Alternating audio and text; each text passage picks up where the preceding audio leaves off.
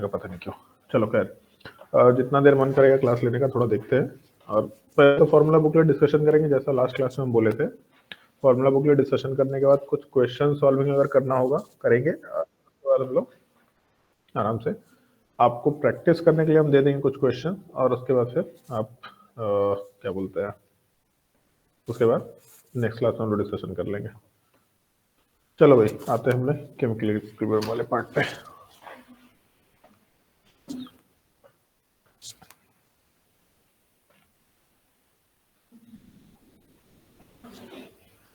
Okay, सो chemical equilibrium वैसे तो बहुत बड़ा टॉपिक नहीं है, छोटा सा ही टॉपिक है। कुछ स्पेसिफिक फॉर्मूले हैं, बट क्वेश्चन का लैंग्वेज काफी अच्छा होता है। बेसिकली अगर आप लैंग्वेज वाइज बात करें तो बहुत अच्छे अच्छे क्वेश्चन इसमें मिल जाते हैं, बट फॉर्मूला गिना चुना 2 3 4 है, और ली चैटलियस एक प्रिंसिपल है जो हम लोग को सीखना होता है। बट कुछ कुछ थियोरेटिकल एस्पेक्ट है, ये करके हम डिस्कशन करते चले जा रहे हैं।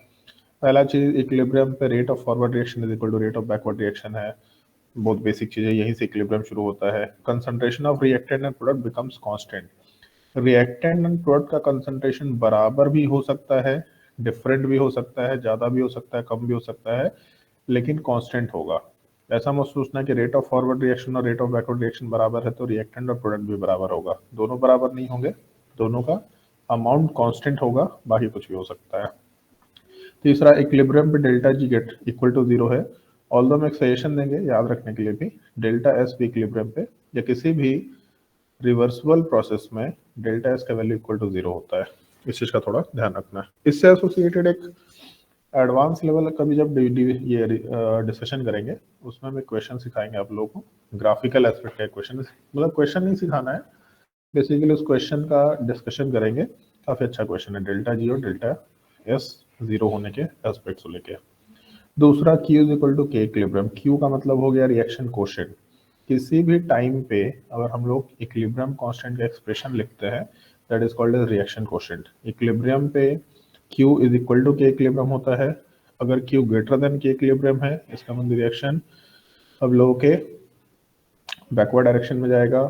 अगर Q less than K equilibrium है तो रिएक्शन फॉरवर्ड डायरेक्शन में मूव करेगा, और Q equal to K equilibrium है तो रिएक्शन कहीं भी नहीं जाने वाला, रिएक्शन ऑलरेडी इक्विलिब्रियम पे है। इसके बाद equilibrium constant KF upon KB, इस चीज को थोड़ा ध्यान रखना। कुछ एस्पेक्ट्स ऐसे हैं जो मैंने आपके क्लास नोट्स में कराया भी था, चलो एक बार डिस्कशन कर लेते हैं, शायद आपको याद होगा। Rate constant is equal to A into e पर power minus E upon R T. Basically जो हम लोग रेट कांस्टेंट की बात करते हैं, सो रेट कांस्टेंट वाले एस्पेक्ट में हम लोग एक छोटा सा डिस्कशन पुटअप कर सकते हैं।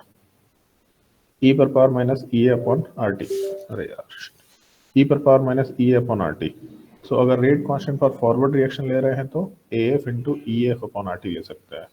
Similarly rate constant for backward reaction is equal to A B into e पर power minus E A B upon R T put कर सकते हैं।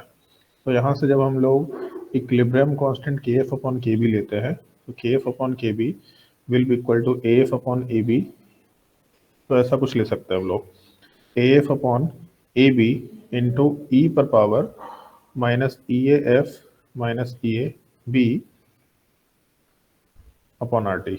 और यहाँ से जो E A F minus E A B है, this is called as delta H of reaction. ऐसा हम लोगों ने काइनेटिक्स में भी डिस्कशन किया था, हीट ऑफ रिएक्शन इसी को बोलते हैं। तो हम लोग के एक्सप्रेशन में K F upon K B will be equal to equilibrium constant will be equal to A F upon A B को कुछ नया कांस्टेंट दे देते हैं, सी बोल देते हैं इसको, सी इंटू ई पर power minus delta H upon R T, ऐसा कुछ एक्सप्रेशन निकल के आता है।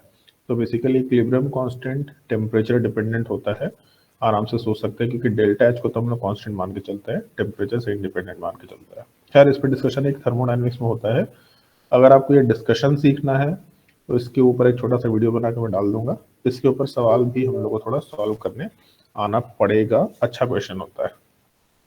Equilibrium concentration in terms of concentration, equilibrium constant in terms of pressure, चलो ठीक है।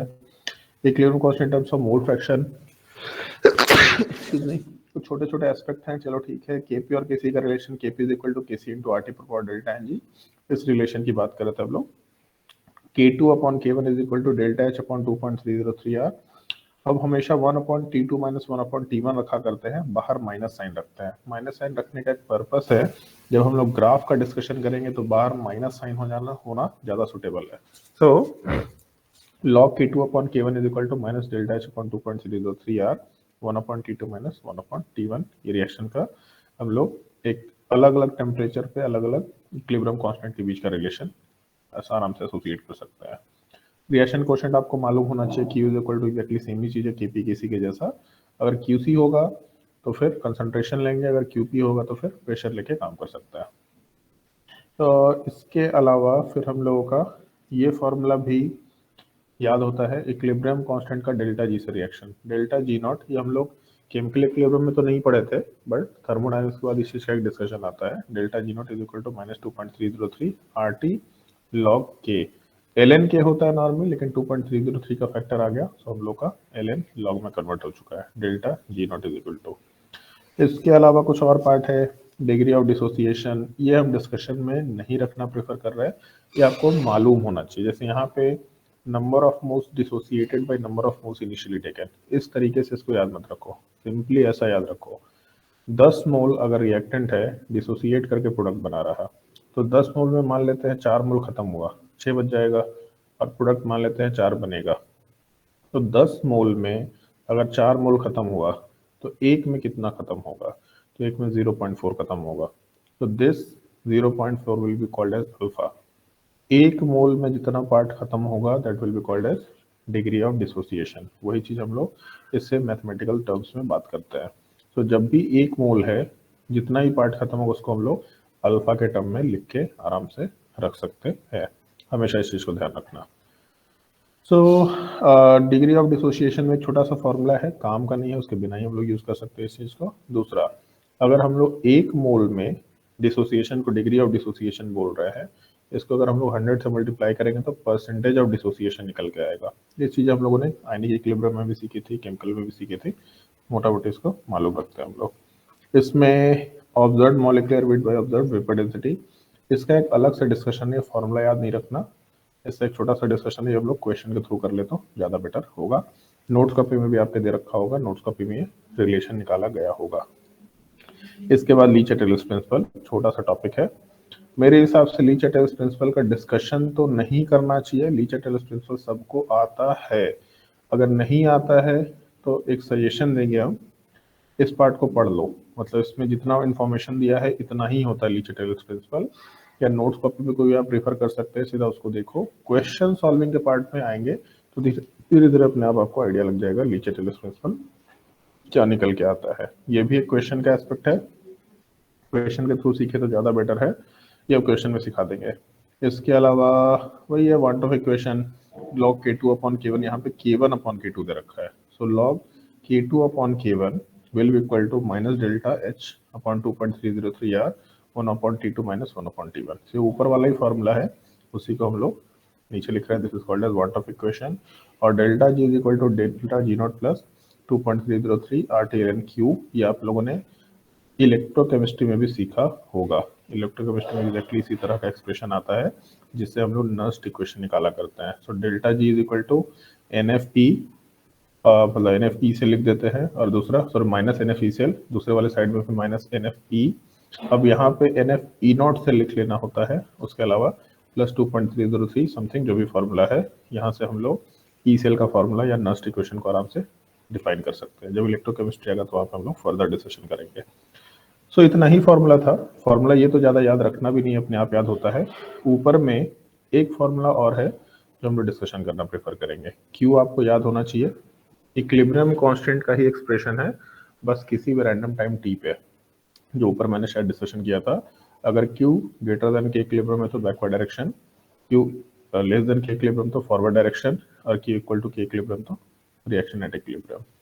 एक और पार्ट इसमें याद रखना, एज अ शॉर्टकट समझ लो या जो समझना समझ सकते हैं। बेसिकली हमेशा आपको एक चीज ध्यान रखना है, जब भी हम लोग क्वेश्चन सॉल्विंग शुरू करेंगे तो उसमें हो सकता है कि रिएक्टेंट नंबर ऑफ मोल्स के टर्म में दे रखा हो सकता है रिएक्टेंट बेसिकली ये क्या बोलते हैं कंसंट्रेशन के टर्म में दे रखा हो सकता है रिएक्टेंट इन दोनों टर्म में ना दे करके प्रेशर के टर्म में दे रखा हो।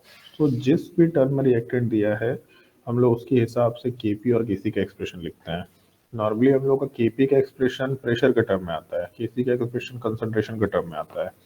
लेकिन अगर न्यूमेरिकल पार्ट है, मतलब इक्विलिब्रियम केमिस्ट्री केमिकल इक्विलिब्रियम का न्यूमेरिकल एस्पेक्ट है, उन न्यूमेरिकल के क्वेश्चंस का ऑलमोस्ट 60 से 70% क्वेश्चन या फिर ज़्यादा ही होगा, ऑलमोस्ट 80% भी ले सकते हैं। 80% पार्ट हमेशा नंबर ऑफ मोल्स के टर्म में दे रखा होगा।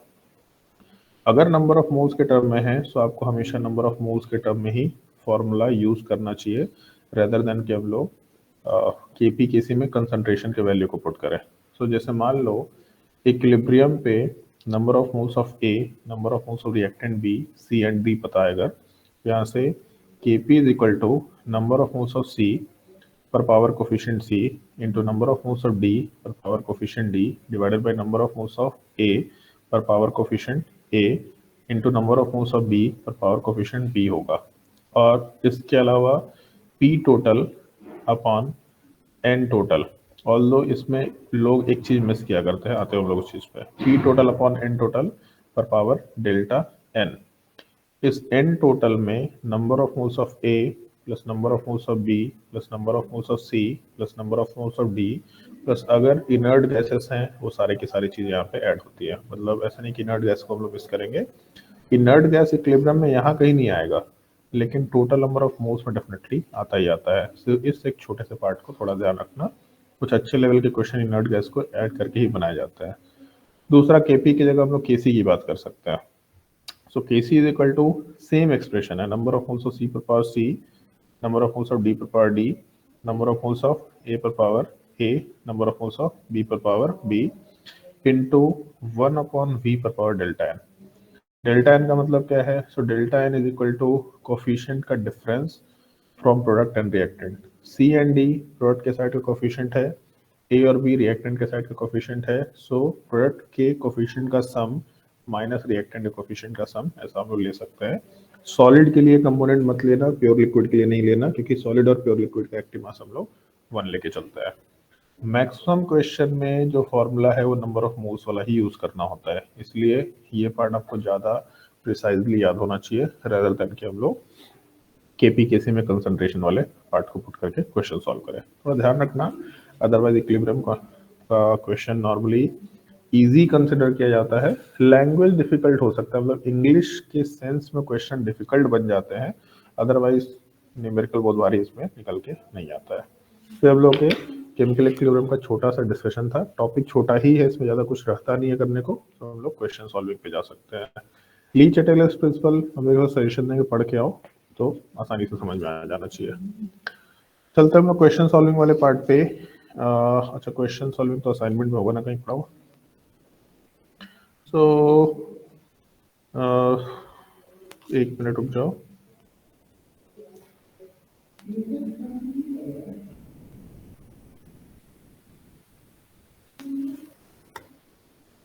कौन से पेज नंबर में है केमिकल इक्विलिब्रियम, बता सकता है कोई?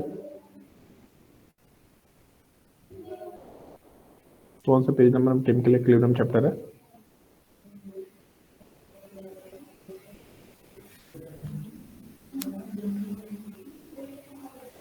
शुरुआत में तो स्टोइकियोमेट्री, इलेक्ट्रोकेमिस्ट्री और सॉल्यूशन एंड कोलिगेटिव प्रॉपर्टी दे। कौन सा? सेकंड पार्ट के फिजिकल केमिस्ट्री में बायोमोलिक्यूल्स के पास। सेकंड पार्ट के फिजिकल केमिस्ट्री मतलब 60 पेज नंबर के राउंड होना चाहिए, 60। उसमें थर्ड चैप्टर है। अरे गजब। Chemical equilibrium third chapter, physical chemistry third chapter, this is gaseous state and then chemical equilibrium, this is also gaseous state, chemical equilibrium. 71 से लेके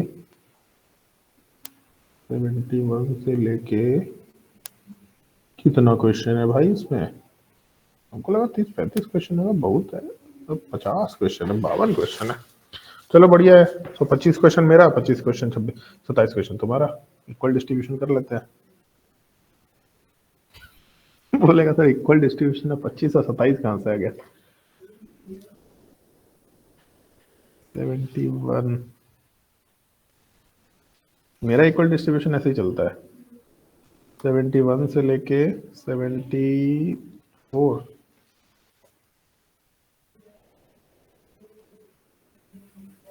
नहीं 75, 76, ठीक है।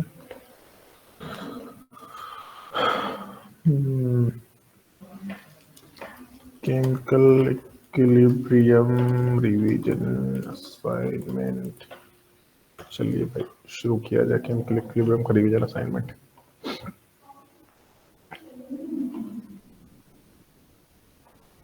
क्या जिंदगी में टाइम का बड़ा क्रंच हो गया है, असाइनमेंट बनाने का टाइम का भी क्रंच हो गया है, या फिर कभी ठंडा का भी मौसम बहुत बढ़ गया है, तो अगर बाई चांस टाइम मिलता है तो लगता है कि सो जाए, मन ही नहीं करता कुछ काम करने का। तुम लोग को ऐसा लगता होगा ना कि सर पढ़ने का मन नहीं करता? क्या क्या बोला? ऐसा होता है ना तुम लोग के साथ भी कि सर ठंडे का मौसम बहुत ज्यादा है, इसलिए पढ़ाई करने का मन नहीं कर रहा है, लग रहा है कि आराम कर ले रहा है के अंदर पड़े रहे।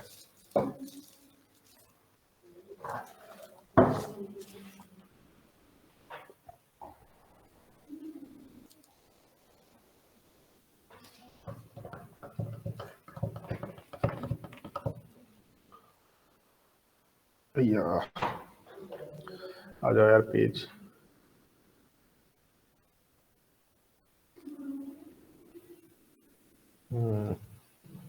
चलो भाई शुरू करें कार्यक्रम केमिकल इक्विलिब्रियम। चलो देखते हैं।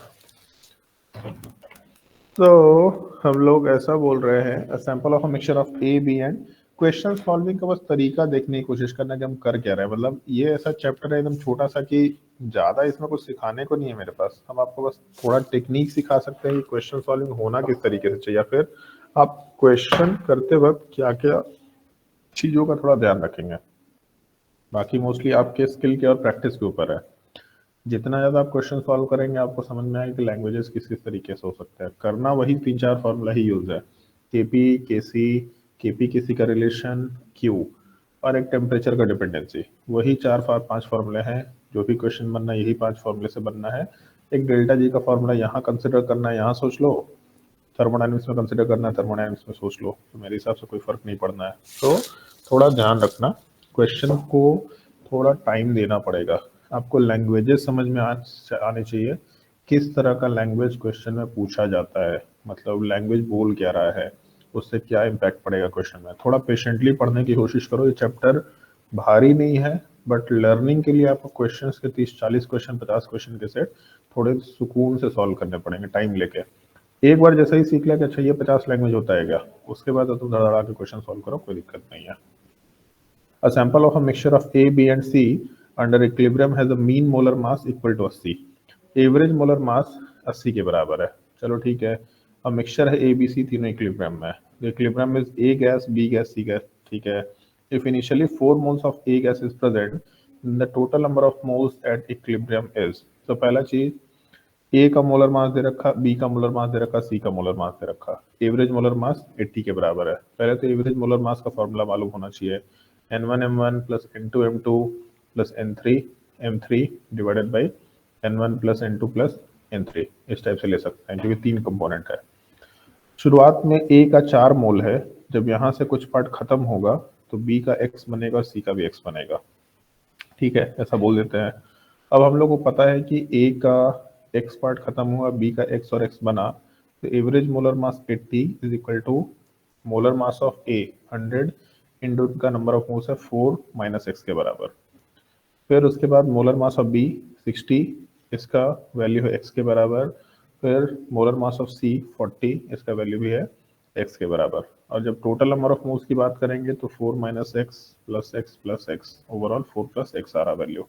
तो अपना वैल्यू नीचे 4 माइनस एक्स प्लस एक्स ही लिख लेते हैं, तो 4 प्लस एक्स आ गया वैल्यू।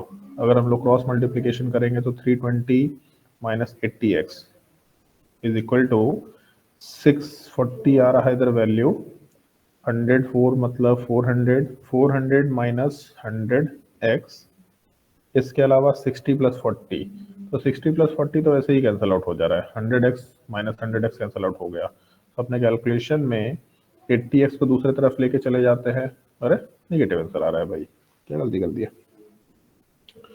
400 माइनस 80x, कुछ छोड़ रहे हैं, कुछ मिस कर रहे हैं। 100 4 प्लस x है ना, हो गया, 4 प्लस x तो उधर मल्टीप्लाई करेंगे तो नेगेटिव में कितना आएगा, प्लस 80 है। एक सेकंड रुक जा। अरे 320 इस 400 को इधर लेके आएंगे तो 320 माइनस 400 और सामने 80x चला जाएगा, प्लस में हो जाएगा। सब प्लस 80x अच्छा sorry sorry sorry sorry 80 plus x है, यहाँ पे हम माइनस लिख रखे हैं उसको, सॉरी 80 प्लस एक्स है, ठीक है। तो दूसरे वाले साइड में माइनस ही साइन रहेगा तो ओवरऑल कोई फर्क नहीं पड़े, चलो ऐसा ही कर लेते हैं। 80x is equal to 400 minus 320 मतलब 80 आ रहा, तो यहाँ से x इज इक्वल टू 1 निकल के आ रहा है। सवाल में क्या पूछा है, total number of moles at equilibrium. तो total number of moles 4 plus X के बराबर था, एक्स का वैल्यू 1 है, मतलब टोटल 5 मोल का फॉर्मेशन हो जाएगा। तो इक्विलिब्रियम का ज़्यादा कुछ सवाल है भी नहीं, मतलब इक्विलिब्रियम तो केवल कहने को है कि रिएक्शन में इक्विलिब्रियम कांस्टेंट के लिए एक नाम दे दिया। ओवरऑल मेरे हिसाब से इसमें कुछ नहीं, इसको ऐसा एक और एंगल से फ्रेम कर सकते थे हम लोग क्वेश्चन को कि भाई ए से बी प्लस सी बन रहा, ए का 4 मोल है और रिएक्शन में 1 मोल खत्म हो जाता है, ठीक है, या रिएक्शन में x मोल खत्म हो जाता है, तो ये बताओ कि कितना टोटल मोल्स बचा हुआ है अभी। तो x मोल जब खत्म होगा तो bx बनेगा, cx बनेगा। एवरेज मोलर मास का फॉर्मूला वैसे ही अप्लाई करना है, सो इक्वेशन एवरेज मोलर मास का है, इसमें लाइक इक्विलिब्रियम जैसा कोई चीज है ही नहीं, केवल कहने को है कि हाँ इक्विलिब्रियम है। आसानी है इक्विलिब्रियम ऐड करने से, थोड़ा समझ पाएगी इक्विलिब्रियम कैसे सोचना है हम लोग को। चलो नेक्स्ट क्वेश्चन पे चलते हैं। कैल्शियम कार्बोनेट सॉलिड दे रखा, सॉलिड दे रखा। अच्छा हाँ, ये सब चीज़ों को एकदम हाईलाइट करके चलना है, लेकिन ऑनलाइन एग्जाम में तो हाईलाइट भी नहीं कर सकते, बट आपको ध्यान रखना है, सबसे पहले फिजिकल स्टेट जरूर देखना। So calcium carbonate solid solid दे रखा, at equilibrium in the above case A moles of calcium carbonate, B moles of calcium oxide and C moles of CO2 are found, ठीक है। Identify the correct statement. Moles of CO3 will decrease with the addition of inert gas at constant pressure. Inert gas का addition at constant pressure condition दिया, इसको हम explain कर देते हैं। सो पहला चीज, जो हम लोग का केपी का एक्सप्रेशन है उसमें ऐसा सोच के देखते हैं, number of moles of product और पावर कुछ कोफिशिएंट है, उस पावर को भी लिखने की जरूरत नहीं है। Number of moles of reactant केवल समझने के लिए है, कोफिशिएंट तो होगा डेफिनेटली, बट केवल समझने के लिए है। Number of moles of product by number of moles of reactant into P total upon N total और पावर डेल्टा एन। तो हम लोग क्या बोल रहे हैं कि कांस्टेंट प्रेशर पे इनर्ट गैस ऐड कर रहे हैं। कांस्टेंट प्रेशर पे इनर्ट गैस ऐड करने का मतलब पी टोटल सेम रहना है, इसको चेंज नहीं कर रहा है। बट अगर आप इनर्ट गैस ऐड करेंगे तो टोटल नंबर ऑफ मोल्स तो बढ़ेगा ही बढ़ेगा। अगर टोटल नंबर ऑफ मोल्स बढ़ा तो इसमें एक केस हो सकता है, डेल्टा एन जीरो है। अगर डेल्टा एन जीरो है तो नंबर ऑफ मोल्स बढ़ाओ घटाओ कोई फर्क नहीं पड़ने वाला। लेकिन इस क्वेश्चन में हम लोगों के पास सॉलिड सॉलिड और गैस दे रखा, जो डेल्टा एन का वैल्यू है दैट इज इक्वल टू, या delta N G is equal to 1 है। इसका मतलब अगर हम लोग कांस्टेंट प्रेशर पे इनर्ट गैस को ऐड करेंगे तो ये जो Kp का वैल्यू ये डिस्टर्ब होगा, जैसे ही ये डिस्टर्ब होगा ये तुरंत Q में कन्वर्ट हो जाएगा। अब आपको एक चीज ध्यान रखना है, मान लो हम लोग ऐसा बोल रहे हैं PV is equal to NRT वाले पार्ट में कि हम लोग को प्रेशर कांस्टेंट रखना है, टेम्परेचर और आर तो कांस्टेंट है ही, लेकिन इनर्ट गैस ऐड किया। सो इनर्ट गैस ऐड करने का मतलब नंबर ऑफ मोल्स का वैल्यू बढ़ जाएगा। अगर नंबर ऑफ मोल्स बढ़ेगा तो वॉल्यूम भी बढ़ाना ही पड़ेगा, कोई चॉइस नहीं है। तो एक छोटा सा केस याद रखना, पिस्टन सिलेंडर सिस्टम है, इस पिस्टन सिलेंडर सिस्टम वाले पार्ट में अब अगर हम लोग एकदम से एक्सपेंशन कर देते हैं इस गैस को या इस पिस्टन को उठा दिया, तो सीधी सी बात है ऐसा सोचना कि शुरू में जहां तक रिएक्टेंट है वहीं तक रहेगा। अब एकदम से उसको जो खाली जगह मिल गया, ये जो खाली जगह मिला, इस खाली जगह क्या करेगा, तो इस खाली जगह को भरने के लिए अपने को ज्यादा रिएक्टेंट चाहिए होगा। अगर ज्यादा रिएक्टेंट चाहिए होगा मतलब अगर इक्विलिब्रियम पे एकदम से वॉल्यूम बढ़ा देते हैं तो रिएक्शन उस डायरेक्शन में जाएगा जहां ज्यादा मोल्स मिलते हों। रिएक्शन उस डायरेक्शन में जाने का मतलब जैसे कैल्शियम कार्बोनेट सॉलिड दे रखा, कैल्शियम ऑक्साइड सॉलिड दे रखा और CO2 गैस दे रखा। जब हम लोग रिएक्शन में आगे की तरफ जाएंगे तो गैस का पार्टिकल बढ़ेगा, अगर हम लोग पीछे की तरफ जाएंगे तो फिर गैस का पार्टिकल कम होगा। तो जैसे ही हम लोग वॉल्यूम बढ़ाएंगे हम लोग का रिएक्शन उधर जाना चाहिए जहाँ पे number of moles of gases बढ़। सॉलिड का तो कोई मतलब ही नहीं है, ऐसे भी प्योर लिक्विड का भी मतलब नहीं है। सो वॉल्यूम बढ़ाने पे रिएक्शन उधर जाएगा जहाँ ज़्यादा गैसियस पार्टिकल्स मिलते हो, क्योंकि खाली जगह को भरने के लिए अपने को नंबर ऑफ पार्टिकल ज़्यादा चाहिए, मतलब फॉरवर्ड डायरेक्शन में मूव कर सकते हैं। अगर मान लो ये कंपाउंड है N2 + 3H2, सारे गैसेस कंपोनेंट है 2NH3, फिर से वॉल्यूम बढ़ा दिया। अगर वॉल्यूम बढ़ाया तो उस खाली जगह को भरने के लिए ज़्यादा पार्टिकल्स चाहिए। अगर आगे जाएंगे तो 1 मोल 3 मोल्स रिएक्शन करके 2 बना रहा, मतलब नंबर ऑफ मोल्स घट रहे हैं। अगर पीछे जाएंगे तो 2 मोल खत्म होके 3 + 1 मतलब 4 मोल बना रहा। तो बैकवर्ड जाने पे ज़्यादा गैसेस मोल्स मिल रहा है। मतलब अगर इस रिएक्शन में वॉल्यूम बढ़ाया तो रिएक्शन बैकवर्ड डायरेक्शन में मूव करेगा। सिंपली उस डायरेक्शन में रिएक्शन मूव करेगा जहां ज्यादा गैसियस मोल्स मिलते हों। अब हम लोग आते हैं ऊपर वाले अपने सिचुएशन पे। प्रेशर को कांस्टेंट रखना है, मतलब नंबर ऑफ मोल्स अगर ऐड किया तो वॉल्यूम को बढ़ाना पड़ेगा, और वॉल्यूम बढ़ाने से रिएक्शन किधर जाता है, जहां ज्यादा गैसियस मोल्स मिलते हो। तो एक तो इनर्ट गैस थोड़ा सा ऐड हो रहा है, बट उसको एडजस्ट करने के लिए हम लोग को एडिशनल वॉल्यूम बढ़ाना पड़ रहा है, और क्योंकि एडिशनल वॉल्यूम बढ़ाना पड़ा तो रिएक्शन को फिर फॉरवर्ड डायरेक्शन में लेके जाना पड़ेगा कैल्शियम कार्बोनेट वाले पार्ट में। So number of moles of calcium carbonate will decrease with the addition of inert gas at constant pressure. Constant pressure पे रिएक्शन फॉरवर्ड डायरेक्शन में जाएगा, कैल्शियम कार्बोनेट घटेगा। यही ऑप्शन दे रखा है। अच्छा, रॉन्ग पूछा है यहाँ पे। सो रॉन्ग वाले पार्ट का मतलब आंसर